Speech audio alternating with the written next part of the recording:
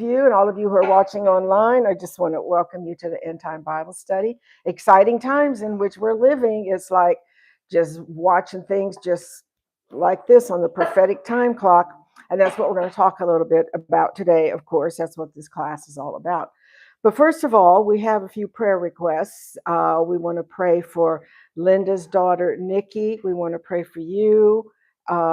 Did somebody else mention any prayer requests? Her coughing. Her coughing, okay. All right. Pardon? Gilda, okay. All right. Anyone else? Louise, got a good testimony, a good report. That's awesome.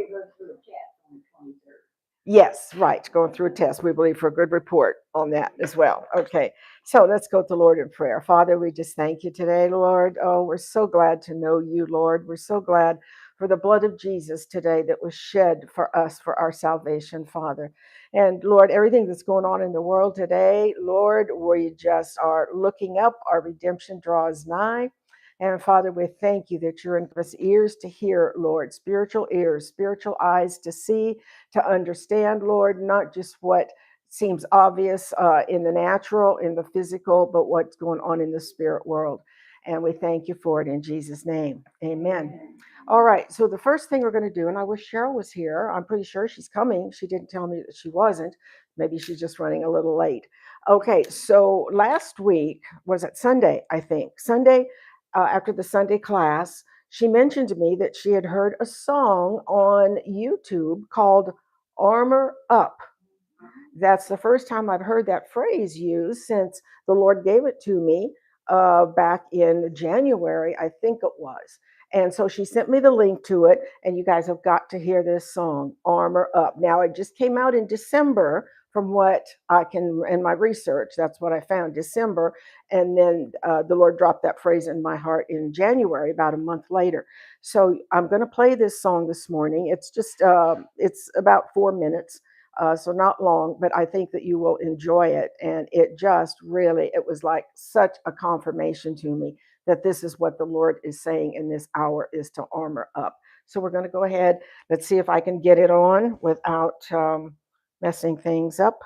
And I don't know what I did. Oh, here they are. Okay, there may be an ad that comes on before it starts, so just disregard the app. I couldn't get it queued up. Well, at least it's Hobby Lobby. Okay. All right. Hey. So it's based on Psalm 34, verse 17. All right, you have to listen to this, and it gives you the lyrics so you can see them.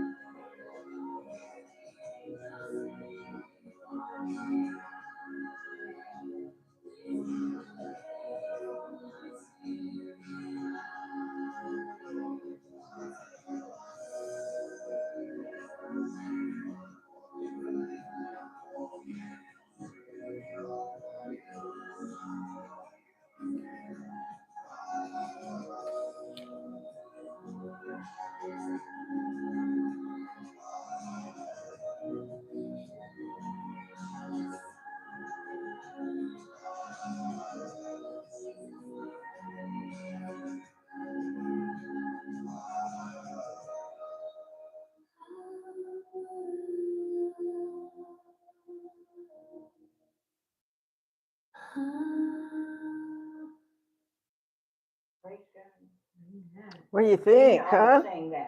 Pardon? Gina should sing that. Oh, well, I don't know about that. I just thought it was a fabulous song.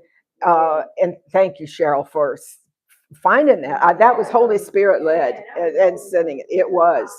It was. I just, for the time and the hour in which we're living, armor up, now this kind of told the story of young people going through troubles. But listen, the enemy doesn't care who he attacks, young or old.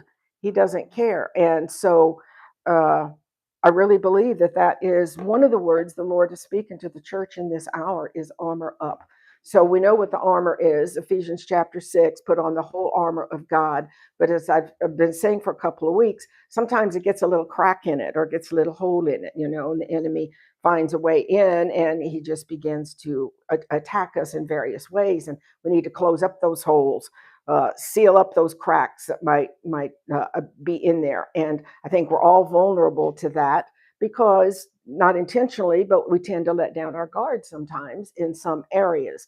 And so armor up. So go through that list again, put on the whole armor of God, and just what's the word? Just secure it in your spirit. Okay, that you have the helmet of salvation, you have peace, you have the word of God, which is your sword, all of these different things, and just armor up. It doesn't hurt once in a while just to go back and read that again.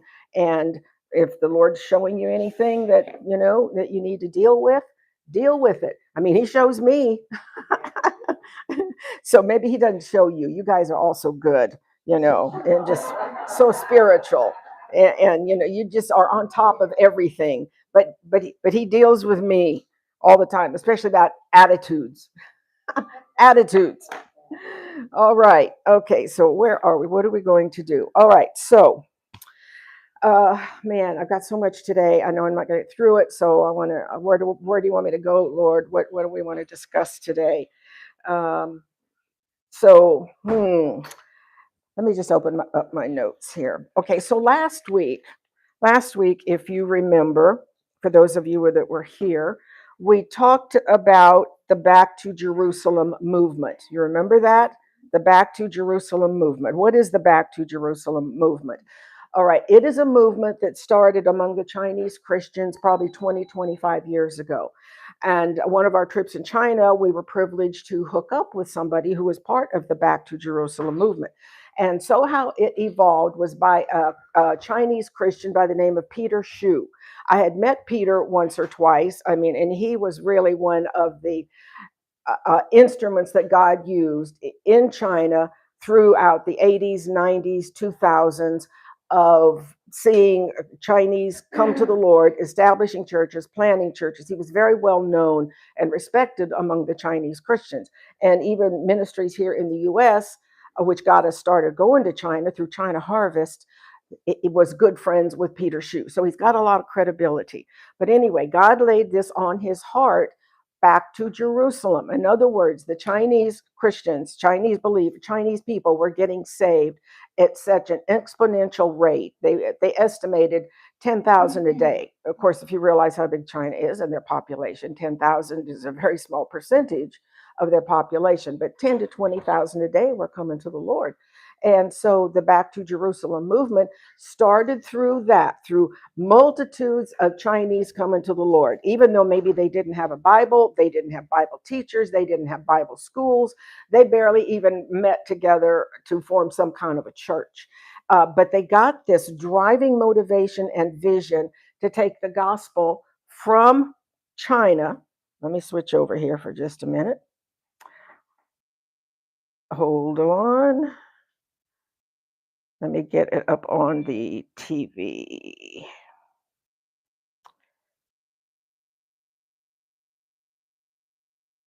All right. To take the gospel from China. Now, it doesn't show you the countries there very well, so I can point them out to you. Okay, so here's China. Here is Jerusalem over here. So they had this vision to take the gospel, and actually, it probably started in China about here. It's actually started in Xi'an, China, which we've been to many times, to take the gospel all the way back to Jerusalem, right? That was their vision, their goal, to evangelize all the way back to Jerusalem. Well, to get to Jerusalem from China, guess where you got to go? You got to go through Muslim countries. And so that's what they did. This is the Silk Road, which was established way back then. It was a trade route. Marco Polo used it. Paul used it. I mean, it was in play for many years, and it still is actually. And so to take the gospel along the Silk Road all the way back to Israel. And so they had to go through all of these nations, including Afghanistan. They went down into Pakistan, Iran, Iraq, Syria, and all of the stand countries as well, through Turkey as well. So they're actually doing this. It wasn't just a thought or a vision or an idea that they had. They actually followed through with it. And so we talked about this last week that now Chinese Christians are sending missionaries from China into Iran. And they can get by with that because there's a real close connection between Iran and China. So they can get by with that. They can go into China, into Iran, and not necessarily be noticed. So that was the Back to Jerusalem movement. All right. So beyond that, probably something that maybe you haven't heard of. And actually, I brought these things out on Sunday. So if you were in the Sunday classes, some of this is going to sound very familiar to you. All right. So how many of you heard anything about the 1040 window? Anybody? 1040 window. Okay. Did I bring it out last week also in here, the 1040 window? Okay, well, then you know where that is as well. All right. Okay, the 1040 window from the 10th parallel to the 40th parallel, from West Africa all the way to Japan. That's why it's called 1040. It's a rectangular window. I don't know how much information I gave you about it last week, but it 2/3 of the world's population lives in the 1040 window. 2/3 of it, like over 5 billion people, live in the 1040 window, highly populated, especially when you get into countries like India and China with well over 1 billion people. And then you get into the Muslim nations, which are very high in population as well. So 2/3 of the world's population lives in the 1040 window. It is also the poorest countries. Now that's changed a little bit over the years because of the oil production, but the oil production does not filter out to the normal average people, especially when you're talking about China and India. Much poverty. So it's the most poverty stricken piece of real estate on the planet. It's the least evangelized because of the restriction of the gospel in those countries. um, it's very can be difficult to get in. It can be dangerous when you get in, and it's not the most pleasant place to go because it's so rural and it's so 19th century, especially when you get out into rural areas. And so it's not a real comfy place to go as a Westerner. Okay. And so pretty primitive, very, very, very primitive if you're going to go out and you're going to reach the unreached, which are usually outside of the cities. So out of all of the missions, I'm going back a few years. I don't have any up-to-date statistics, but going back to when we were doing all of our China trips in 1990s, 2000s, even 2015, 16, so on. Of all of the money from worldwide churches that were spent on missions activities, whether you would support a missionary, whatever it might be, out of all the money that was given to missions for many, many, many years, for every dollar that was given to missions, one nickel of it went into the 1040 window. So it was just not a popular place to go because of the restrictions, the hardships, the poverty, the backwardness of those nations. And so a lot of people did not want to go there. So I thank God that He laid it on our heart and we followed through with it. So the 1040 window, let's see, is there anything else I want to tell you about that? My notes here are kind of all jumbled up. But if you've heard of the 1040 window, yeah, here we go. All right, is there anything else I want to bring out about that? I'm laying a foundation here, is what I'm doing this morning. So, all right, there are about 24,000 distinct people groups in the world today. 24,000. That's a lot. A people group is a people group like a tribe with their own language, their own religion, their own culture, their own food, their own way of doing things, and they tend to keep to themselves. All right. And when the Bible talks about nations, when it uses the word nations in the King James, if it's Hebrew, it is goy. Okay. If it's Greek, it is ethnos. All right. Those don't mean geopolitical nations like France or Germany or the United States or Canada. These mean people groups, peoples, tribes, tongues, languages, people groups. So when you see the word nations in Scripture, don't think of it necessarily as a geopolitical nation, unless in context, that's what it's saying, like nation of Israel, nation of Egypt, so on. Most of the time, it's used either ethnos or goy. Now, ethnos is where we get our word ethnic from. All right. Okay. So 24,000 people groups approximately. Now, some of this is guesstimates because you can't go out and have them line up single file line and count them. All right. So, but for missiologists, and God raised up people in the 90s and the 2000s to really study missiology. All right, how many people groups in the world? What languages do they speak? Blah, blah, blah, blah, blah. So they came up with that figure, 24,000 distinct people groups. All right, so India has at least 3,000 people groups in it. 3,000, that's 3 different distinct people groups. It's like, wow. All right, Irian Jaya in the Philippines has about 250. China has 490 people groups, and we visited 10 or 12, 15 maybe of those different people groups. When we would do our China trips, we'd drop our Bibles off to our Chinese contacts. They would take them from there, and then we would go as a team into another part of China where there was unreached people groups. Sometimes we had a little literature in their language, sometimes not. If we didn't, we would just go and we would prayer walk, and we'd say, Lord, you just guide our steps and you take us where you want us to go. And we had so many encounters with people from other people groups, especially out in Western China, which is all Muslim. Not radical Muslim, but they were Muslim. And that was quite interesting. So 490 in China. Russia has more than 300. Okay, I'm not going to go on beyond that. So I'm making the point of that there's distinct people groups. All right. Out of those 24,000 people groups, about 14,000 are currently being discipled. Now, as I said, this is a few years ago. These statistics may have changed a little bit since then, but out of 24,000, about 14,000 are being discipled. That's awesome, huh? That's over half. The other 10,000, which is interesting, the other 10,000 people groups are among the Muslims, the Han Chinese, Hindu, and Buddhist, and other tribal cultures basically around the world. So in the 1040 window, the 10,000 that are not being really evangelized, or they are unengaged, unreached, live right here in this area. So this is still an area that needs to be evangelized more than many other parts of the world. This is still one of the most unreached places. I believe that that's why God has brought some of them to our shores. Now we know we're against this illegal immigrant because it brings in all kinds of criminal activity. But they are here in our backyard.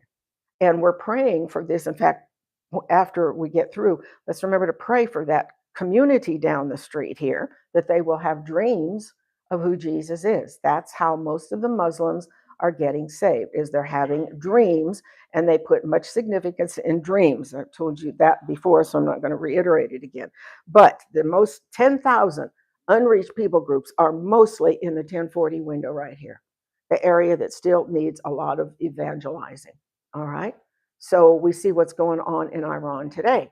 In fact, I think maybe did I tell you this, or was this on Sunday? Sometimes I can't remember what I said to whom. So if I repeat myself, well, just bear with me. All right. So I listened to a video late last week from a guy from this Back to Jerusalem movement. Did I tell you that before? I listened to a video. Yes, he's an American. He's lived in China for 20 years. He works with the Back to Jerusalem movement. He said, now he's been in and out of Iran about every 6 weeks. He goes with the Chinese. God just protects him. That's all I can say, because he doesn't look Chinese. He looks very American. But the Lord is using him in that way. So he said the consensus out of Iran is that there's about 2 million Christians in Iran. He said that's not true. He said that can't be. It's absolutely not. He said there's more like 5 million. 5 million. Isn't that awesome?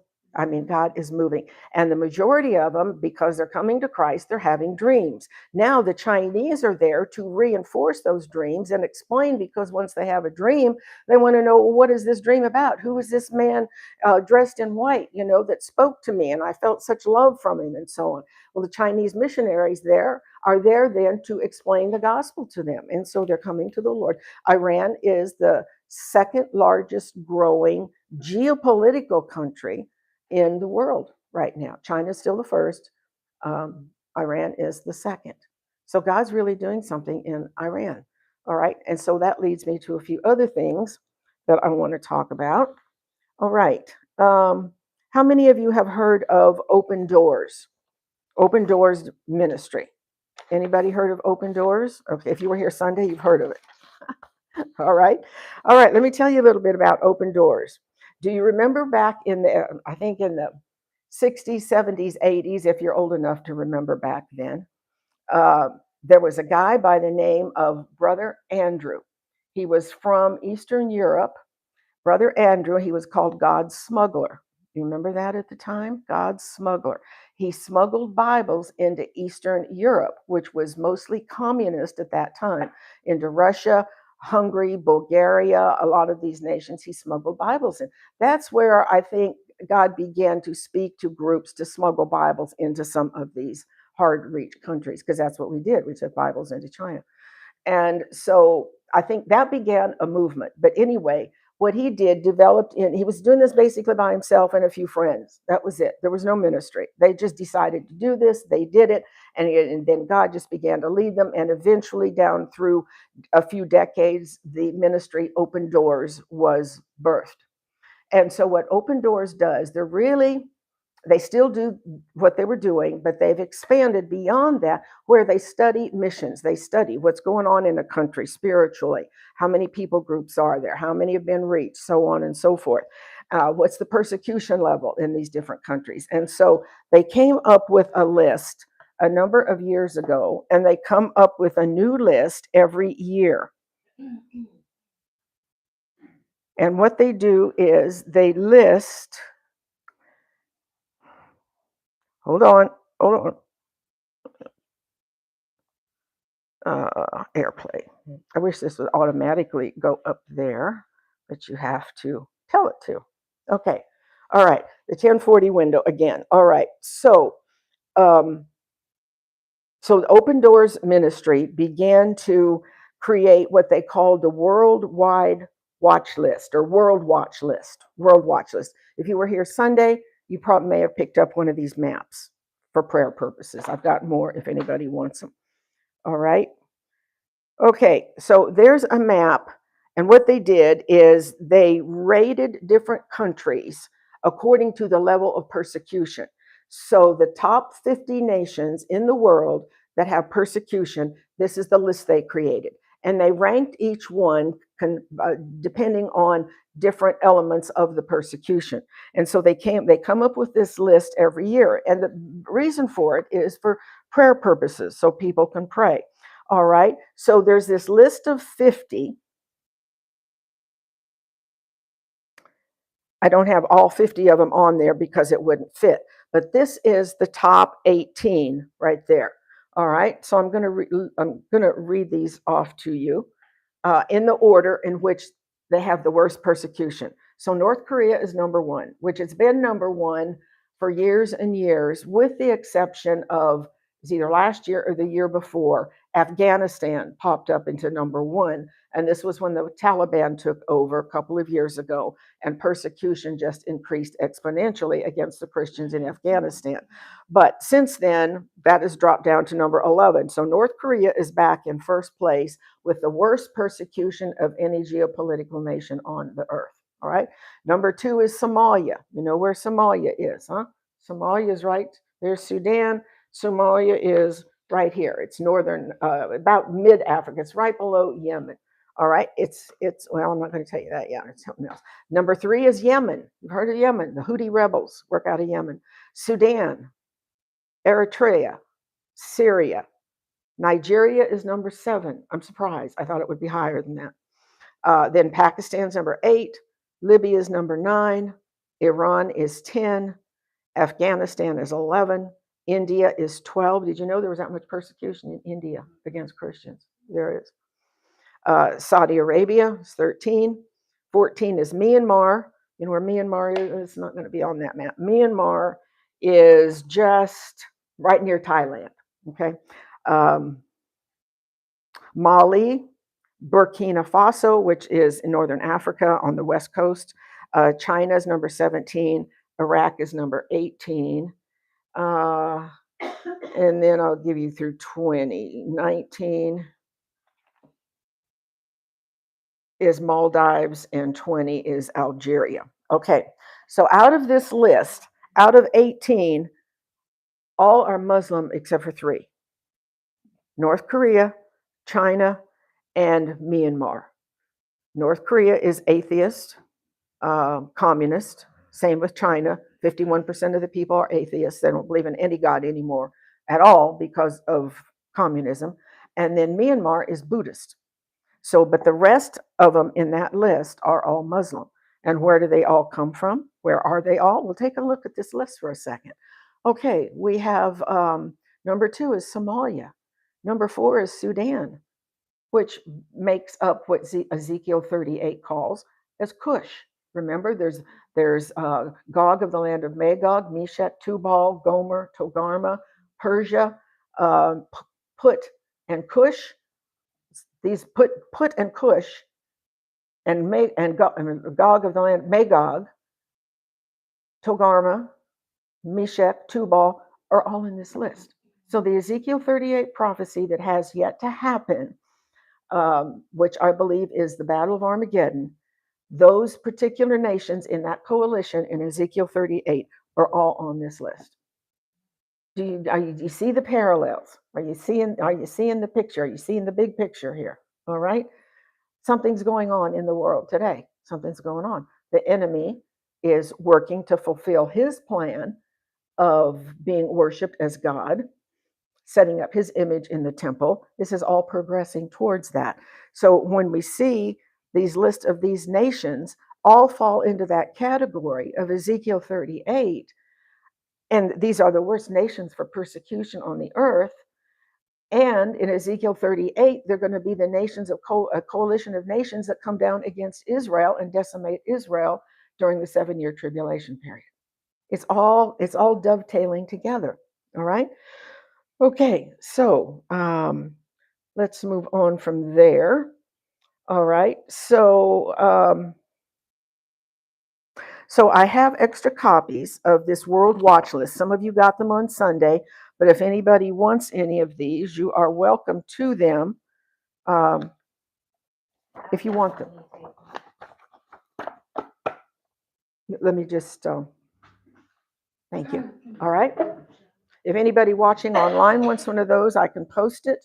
Just all you have to do is comment and let me know. By the way, speaking of posting, those of you who are watching, give us a thumbs up, subscribe to our channel, because it all helps for it to be broadcast further out. All right.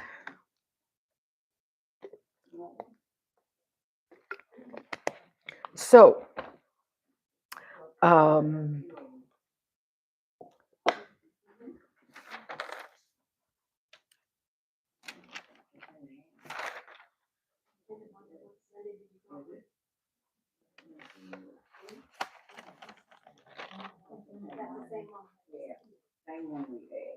yeah, if you got one Sunday, it's the very same thing.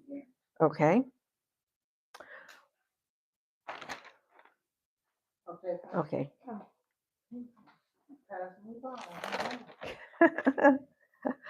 Okay.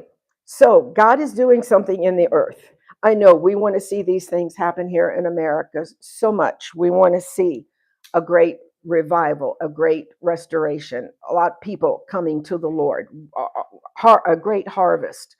And we're not seeing it here in the US that we know of, like we are seeing it like in Iran, like in China, even in India. There's thousands and thousands and thousands of people coming to the Lord. In fact, on an average, there's 90,000 people a year that come to Christ. 90,000 a year. That's an average now from these missiologist organizations who track this kind of stuff. 90,000. No wonder the Lord hasn't come back yet. He's still in the process of saving people. In fact, in Peter, it says that people scoff at the fact that the Christians are saying the Lord is coming back. And he says, and Peter says, he's just being patient for your sake. He's being patient because he's not willing that any should perish, but all should come to repentance. So everything is going on in the world today. As much as we want the Lord to come back, like I said, he could have come back yesterday and that would have been just fine. But he's in the process of doing something, especially when we see what he's doing over there in Iran right now and in the Middle East. Iran isn't the only place that that's happening. It's happening in other places as well. And let me just share some things with you here. All right. So, as I said, Iran has somewhere between 2 million and 5 million Christians. Oh, by the way, and maybe I said this last week, Iran now has so many Christians that now they are sending missionaries to Afghanistan. Did I tell you that before? Iran is sending missionaries to Afghanistan. Look here. Here's Iran. Right across the border is Afghanistan, which is also on the World Watch List, I think number 11 for persecution. All right. So they're sending missionaries into Afghanistan. They just baptized 100 new believers last week. That's incredible. Plus, I think the icing on the cake is that they have started a children's Bible school. The Iranian Christians have started a Christian Bible school in Afghanistan right under the nose of the Taliban, teaching 200 young boys and girls the Bible, right under the nose of the Taliban. I thought, Lord, you have your ways. He has his ways. And to me, that is so exciting to see what's going on in the 1040 window, because we've been operating in the 1040 window for 25 years. We started our China trips in 1995. So what's that been? 30 some years, 31 years, and I was very much aware of the 1040 window then, and anybody who who was associated with missions in any way, the 1040 window was the big talk back then. And we prayed, and things were going on. But now I see it exacerbating, especially when you know that there's possibly 5 million Christians in Iran, of all places, and they're going into Afghanistan with missionaries and they're teaching children. It's like, Lord, you are really on the move. You're doing something. All right. So in Syria, remember Syria, Syria, right here, Al-Jilani took over, a little over a year ago. There was the coup. Al-Jilani took over. It's still a mess in Syria. There's different factions still fighting each other. And Al-Jilani is now trying to, again, make inroads. He was in the UK a few days ago, meeting with that prime minister, who is a joke, by the way, meeting with him, so he's playing this statesman type of person, but and underneath his suit, he still has his jihad uniform on. I mean, that's, I'm saying that tongue in cheek, but he portrays himself to be this statesman that wants to really make improvements in Syria as a free country, prosperity, all of this kind of stuff. And it's nothing but a big facade. So he's still very much jihad, although he hides behind his jihadist groups. And so you don't know on the surface that it's actually him that is doing these things. But in spite of that, there's considered approximately 300,000 Christians in Syria today. 300,000 Christians in Syria. Awesome. In Gaza, you remember Gaza, the whole war with Gaza that's been going on a couple of years now. 200 Muslims, jihadists in Gaza, had recently had dreams and visions of Jesus. 200 recorded ones that they know of. United Arab Emirates, again, part of that 1040 window, the UAE, right here. UAE is increased, their Christian population has increased by 12%. God's visiting the 1040 window. Bahrain, same thing. Bahrain, right here, this little teeny tiny island right there, tiny, increased by 12% Christians. Israel, Christianity is growing in Israel. They're now saying that there's 190,000 Christians in Israel. 190,000. It's still a small part of the population, small percentage, but there's indication that it's growing. In China, there's over 300 million Christians. As much of the population of the United States, that's the population of the Christians in China. And it's growing. And they're called to evangelize the 1040 window. And they are. They're going out and they're doing that through this Back to Jerusalem movement. All right. Just a few statistics there that I just wanted to share that I thought would really encourage us. And we would see that even though we may not see here in America or in the Western Hemisphere, we're not seeing the same thing here that's going on over there. Still, the 1040 window has been largely bypassed by a lot of missions organizations and missionaries, but now God is visiting the 1040 window, and I think in a way that's unprecedented, that we've never seen before. So amazing. Anybody want to go to the 1040 window with me? Cheryl will go. I know. No, I'm semi-joking. Because if the Lord said go, I would certainly go in a heartbeat. But save room for you. I don't know if Marvin would let you go or not. Okay. Okay, so this next picture here is just a comparison picture of the Muslim world that you have seen before, a map of the Muslim world. Remember, the black and the dark green are Muslim-dominated nations? You see where the 1040 window falls? Same area. Do you see where the Open Doors World Watch List for this year is? You got a couple of them over here, but the majority of them, same real estate, same part of the world.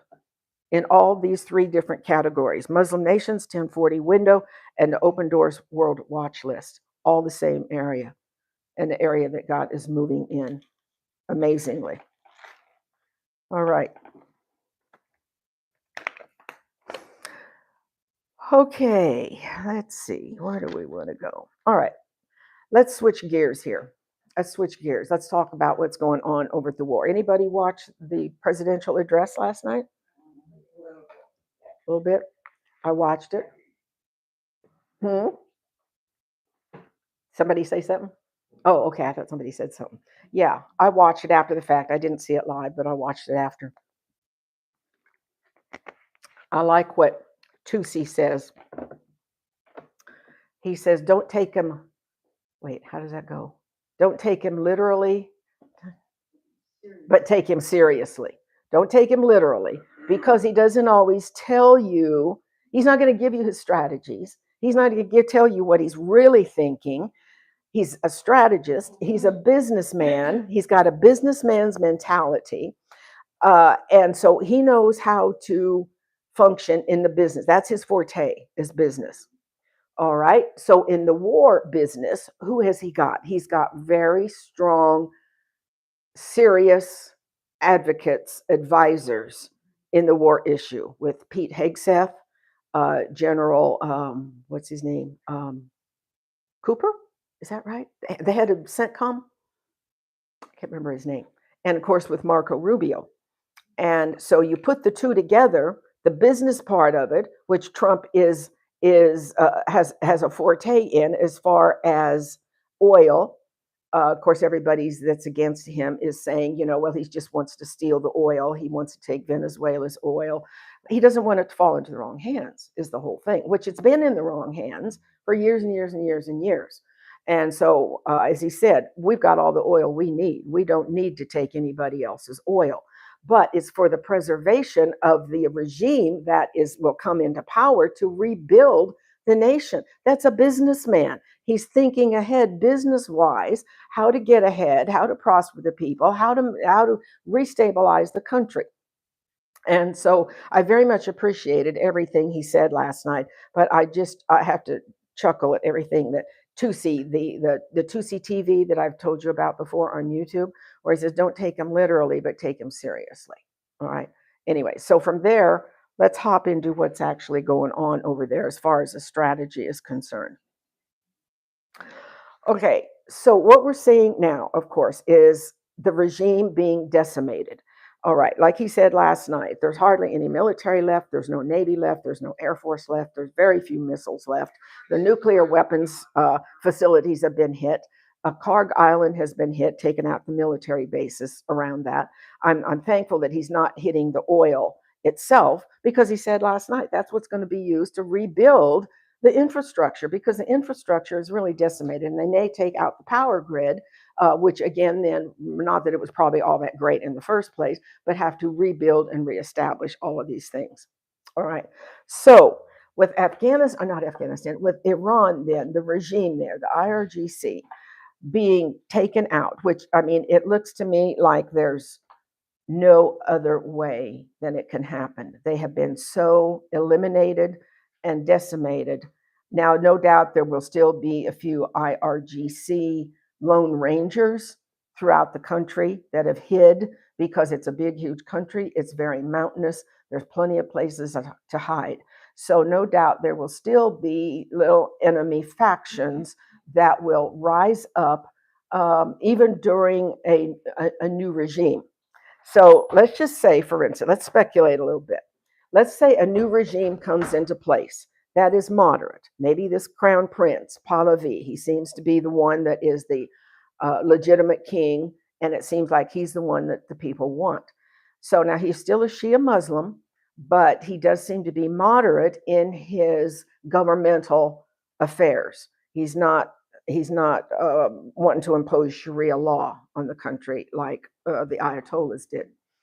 Okay, so if we see then a complete restructuring of Iran to where they're no longer the big bully on the block, which they have been for decades because they've been threatening Israel, they've been threatening the US, and you better believe if they had a nuclear weapon, they would use it. That's because they're mandated by their, what do you want to call him? Antichrist, except they don't see him as an Antichrist, by their leader, the Mahdi, the one that is still yet to come. that they can bring him back. He will be the 12th one. That's why they're called the 12ers. He will be the 12th imam, and he's the one that will come back and rule the world through Sharia law. All right, so his orders are to them, his orders are kill the infidel, take over the world, take over the nations as Sharia law. This is their mandate. And he's not going to come back until they do this. So that's why they have such a strong mandate within them, is to terrorize and kill. That's their whole method behind it. All right, terrorize and kill so that he can come back and rule with Sharia law. They believe this. They're brainwashed with that. I mean, it's in them. It's a motivating factor in their life to do that. All right, so if that big bully is taken off the block, except for maybe a few little extremist groups that act as guerrilla warfare. So, and right now, as of yesterday, there now are nations that are, by word of mouth, aligning with Israel. Saudi Arabia is one of them.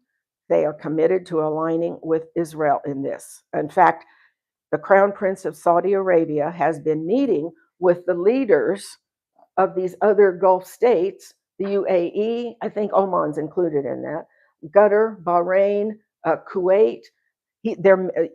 Saudi Arabia is meeting with them to discuss what they need to do to come against Iran to help the US and to help Israel. Now, that is a big move. That is a really big move if you see them aligning with Israel. So where would that be leading to? If there's no more big bully on the block, there's an alignment with Israel by these other Arab nations, then could we possibly be seeing a stabilizing in the Middle East where they're not going to be fighting against each other all the time anymore? Sunni, Shia, Sunni, fighting against Israel, blah, blah, blah, blah. More nations are aligning with Israel. I think partly because they see the strength of Israel. And I think most of them have probably been pretty amazed at what has come out of this war with the technology, the military equipment, everything that Israel has been able to accomplish, along with the help of the US. But Israel is a very capable country technologically, materially. Israel is not a poor nation. Their military, their economic power, and their military, economic, and technology. When they can know where a guy is sleeping in a bedroom in an apartment and be able to hit that with a missile and take him out over and over and over again, would that not put a little bit of fear in you? If you were a top level IRGC guy, I'd be heading for the mountains in a cave and you wouldn't see my face. But that's not the way they are, because they have a mandate to perform, and that is to kill off you and me and everybody who's not a Muslim. All right. So we could be seeing a stabilizing force in the Middle East, which would lead to, could lead, I'm always going to say could, I'm not going to say it will, because prophecy is better understood after it's happened in hindsight. But in Ezekiel 38, I constantly go back to Ezekiel 38 because I believe that that is one of the next big events on God's calendar that's going to happen. When it's going to happen, we don't know. There's differences of opinion. And when Gog of the land of Magog, with Meshech, Tubal, Gomer, Togarmah, Persia, Cush, Put, and it says others, when they form this coalition and they come down from the north on the mountains of Israel and they invade Jerusalem. Zechariah 14, they invade Jerusalem. Two-thirds of the Jews are killed. 1/3 makes it through. They flee to the mountains, what Jesus said in Matthew 24. When you see the abomination of desolation standing in the holy place, flee to the mountains. Don't even go down and take your coat. Don't go down and pack your suitcase. Don't go down and get your lunch. Just run for the mountains. Okay. All right. So, but what has to happen before that? What has to happen before that happens? All right, let's go to 1 Thessalonians chapter 5, verse 3. Then we're going to go back to Ezekiel 38. I'm not saying it is moving. No, I'm going to say it is moving in this direction. It's the timing that we don't know for sure, but we can see events lining up that could put us very, very close to the rapture, to the tribulation period, to the Ezekiel 38 war, and then, of course, the coming of Christ. This could be that. All right, 1 Thessalonians 5. Let's actually start with verse 1. All right, everybody there? Okay, verse 1. But of the times and seasons, brethren, you have no need that I write unto you. So he's talking to the Thessalonians here, who had heard that probably the rapture had already happened, and here they were entering into the day of the Lord. The day of the Lord is what it's described throughout Scripture, the time of judgment, punishment, his second return. All right, they thought that they were now going to be under God's wrath because somebody told them the rapture had already happened. So Paul is writing to them to refute that false doctrine, that lie. Okay, verse 1 again. But of the times and seasons, brethren, you have no need that I write unto you. For you yourselves know perfectly that the day of the Lord, that's the time of his judgment, his return, his wrath, so comes as a thief in the night. For when they shall say, peace and safety, then sudden destruction cometh upon them, as travail upon a woman with child, and they shall not escape. All right, let's stop right there. What I want to point out here is, for when they shall say peace and safety, then sudden destruction comes upon them. Who is they? Who is they? Well, who is the day of the Lord referring to? And the day of the Lord comes as a thief in the night. It's referring to the unbelievers, those who will go through the day of the Lord. He comes as a thief in the night. He says, you're going to be deceived. He's going to come like a thief in the night. Does he come like a thief in the night to us? No, you can go on and read verse 4. He says, but we shall not be overtaken by that, because we're not of the night, we are of the day. So who is they that he's referring to? In verse 3, when they shall say peace and safety, then sudden destruction comes upon them. And he uses the same words, same wording here that Jesus uses, as travail upon a woman with child. Remember, Jesus talks about that, the birth pains. When the birth pains come, and then they're going to get more consistent, and they're going to get stronger. He says, the day of destruction comes like it does upon a woman who is about to give birth to a child. All right. So peace and safety. So that is what's going on in the world, and presumably mostly upon Israel, because this is all about Israel. That's what the tribulation is about, to restore Israel back into himself. But they're going to say, oh, we're living in peace and we're living in safety. Now, is that going to happen because the big bully on the block has been taken out? And because there's an alignment of these other Arab nations now with Israel? And is Israel going to say, oh, wow, look, the days of war are over. We have our common friends now in the Arab nations. There's no more threat from Iran, on and on and on and on. Now, let's go to Ezekiel 38. And I think this is where Paul got that. Ezekiel 38, verse 5. What time is it? Oh, wow. Ezekiel 38. Actually, let's back up and start with verse 1 again. And the word of the Lord came unto me, saying, Son of man, set thy face against Gog, the land of Magog, the chief prince of Meshech, Tubal, and prophesy against him. And this is what you say to him. Behold, I am against you, O Gog, the chief prince of Meshech and Tubal. Now, let me just stop there for a minute and interject this thought. The chief prince, Gog, the chief prince of the land of Magog, Meshech, Tubal. All right, we know from ancient maps that's modern day Turkey. But who is Gog of the land of Magog, the chief prince? Think back for a minute to Daniel.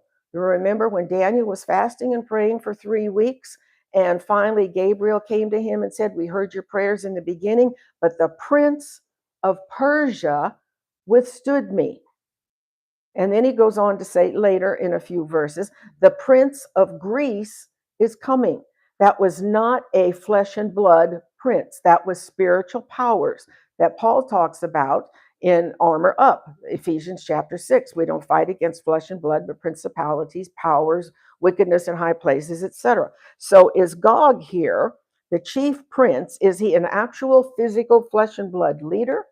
Or is this a spirit prince like we see with Persia and Greece? I don't know. I don't know. If you have any insight into that, I would love to hear it. Just a thought. All right. Okay. All right. So he's prophesying against Gog, the chief prince of Meshech and Tubal, verse 4.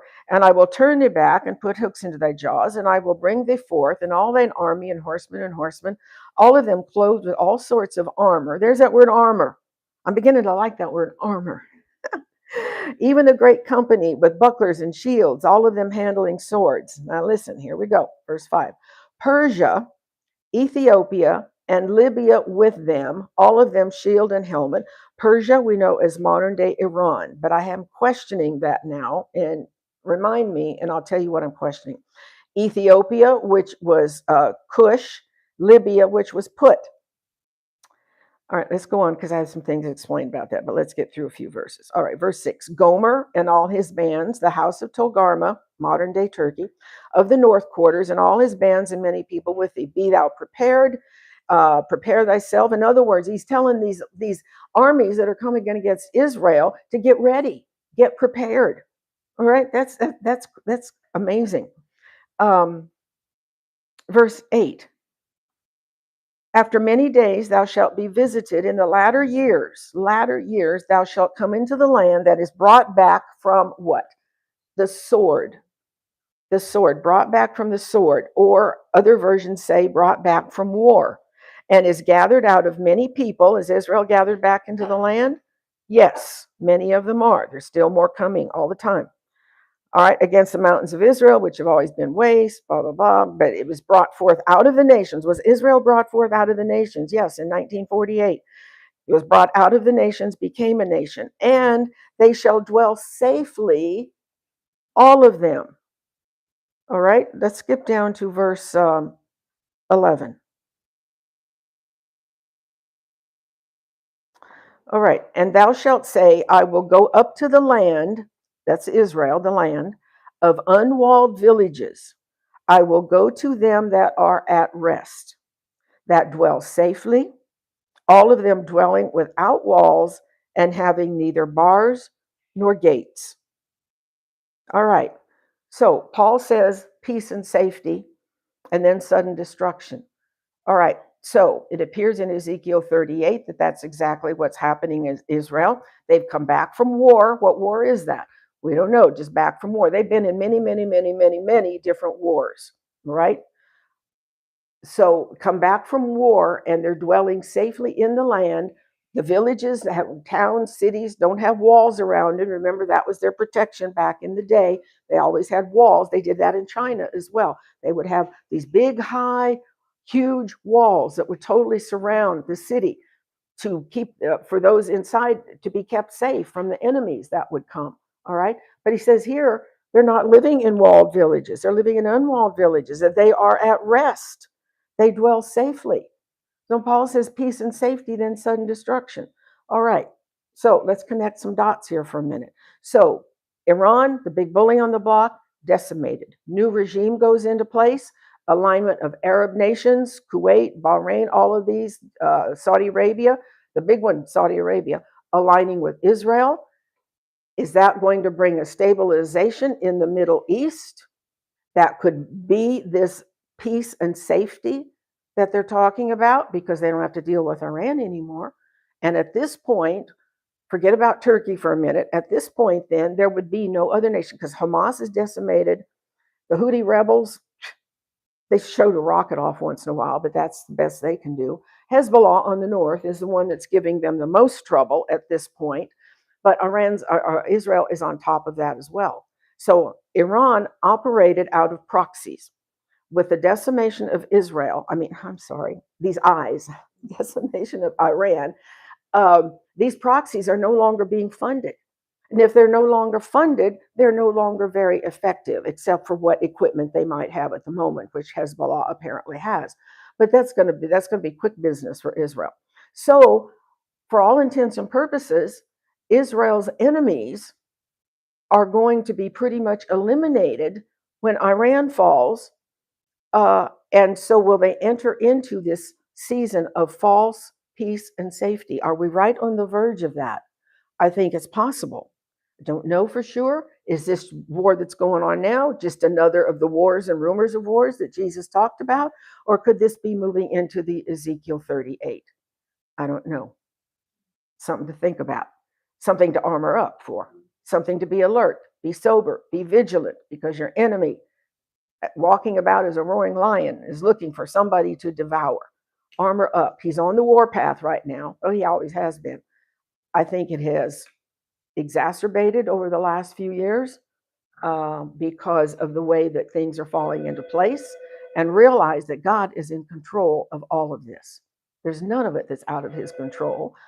Even if it goes into the time of peace and safety and the Ezekiel 38 war and the day of the Lord, then what happens after that?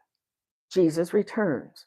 He's going to fulfill his plan of redemption, even for Israel, in those last 7 years. So that could be where we are headed now.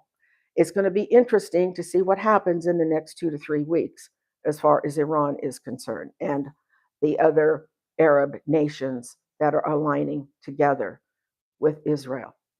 If that happens, and there seems to be a stabilization, a time of peace and safety in the Middle East, Turkey is the one that I think sneaks up behind everybody's back. Gog of the land, Magog, and we know the land of Magog was in Turkey with Meshech, Tubal, Gomer, Togarmah, all modern day Turkey.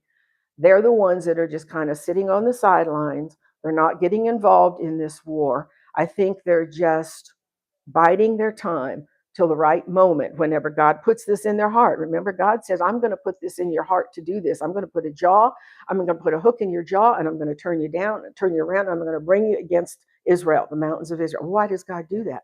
Same reason he sent them into exile in Babylon. Same reason they were whirled over by Medo-Persia, the Greeks, the Ottomans, because he's dealing with them, their rebelliousness, and the fact that they are far away from God, and he's got a covenant with them, and he's going to fulfill his covenant. All right. Now, there's going to be many of them that are going to be killed, but there is going to be a surviving remnant of Jews in the last days.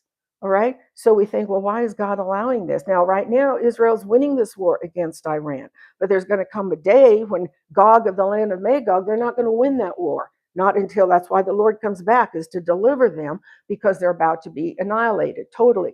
Remember, Jesus said, if I didn't cut these days short, there would be no flesh left on the earth. So that may be where all of this is headed. Again, as I said, we see through a glass darkly. We don't see real clear, but we do see, I believe, signs and times, and God doesn't want us to be ignorant of what's going on these days in which we're living. We don't see everything real clear, but we can see enough to say this could be that, and to be alert, armor up, be sober, be vigilant, be in prayer for these nations. God is doing something. All right, any questions or comments? I was just thinking, I think when Obama was president, he gave Iran so many $1 billion. $1.7 billion. I don't remember why he did that. I mean, Supposedly, yes, there was a motive there.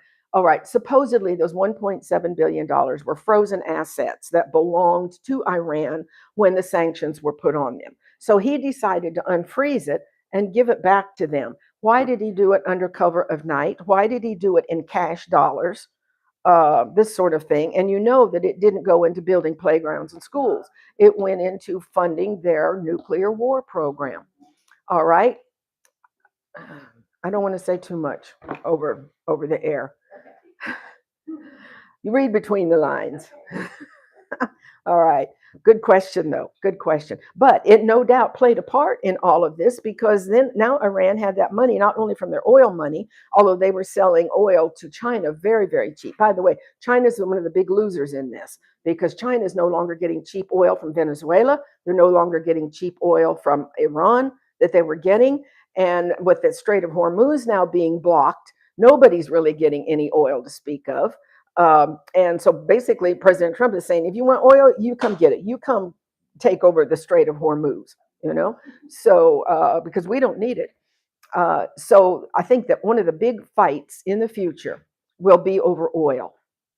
I believe it'll be over oil because the whole world needs oil to revolve. We need oil to grease our wheels, so to speak. You can't get along without oil in this world today. All right? Yes, sir. He didn't mention in his speech yesterday, but I'd seen it, I think on Facebook, where they were talking about cutting, to do away with the strait, and cut through the peninsula, right there, yeah. Yeah, Saudi Arabia is projecting that, and Bibi Netanyahu is for it. So in other words, instead of having to go through here into the Strait of Hormuz, through the Gulf, they would start a pipeline and on the ground. They wouldn't have to worry about waterways. And most of Saudi's oil fields are here on the east. They'd start a pipeline that would go all the way up through Israel. Israel's agreed to it, and then out into the Mediterranean. From the Mediterranean, you go right up into Europe. What I've seen though, like, down, where the blockade is right now, Right here. where they were gonna cut. Oh, make it bigger? No. Oh. Cut through, you see where it's almost like a peninsula coming up there, Mhm. that little, where they would cut Oh, through. just cut through Cut another. through there, Ah, where they could avoid. avoid this part. Yeah. With the mines, I guess, to get Mhm. away from that. Mm-hmm. Yeah, that's a possibility as well, because this continues to be a problem. Now, with a new regime in Iran, it may no longer be a problem. But if they did cut a waterway like they did the Suez Canal, okay, cut, let's see, we're up here, the Suez Canal, they cut through that land, that little peninsula, and made a waterway. All right. So that could be a possibility. But the Crown Prince of Saudi has proposed a pipeline, just like the Alaska pipeline, a pipeline that goes from Saudi all the way up through Israel into the Mediterranean. And then you can go right up. You can't pull the map down far enough, but you can go right up between Turkey and Greece. And there's a waterway there, like there is the Suez Canal here.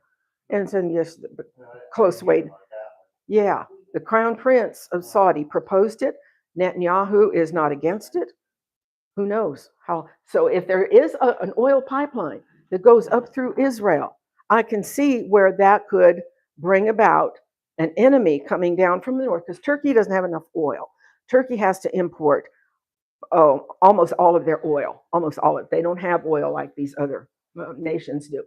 So in Ezekiel, when you continue reading, Saudi Arabia, Sheba and Dedan saying to Gog, what are you doing? You're coming down to take spoil in Israel?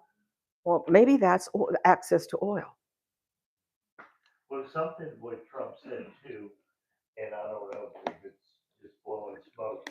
He said the United States is the biggest oil producer. I've always thought it was that it would be Venezuela. Venezuela was the biggest, I think. Now, whether that is still in play since they went and got Maduro, I don't know what's going on with Venezuela's oil fields. But yeah, they were the biggest producer in the world, even more than Saudi Arabia. He was saying the United States is the biggest. Yeah. That was the first I've heard of that. Yeah, I don't know. All right. Okay, any other comments, questions? All right, well, we want to tell you all goodbye. Thank you for tuning in and listening. Subscribe, hit the thumbs up, make some comments, and because I do read them. And we'll see you next week. Bye.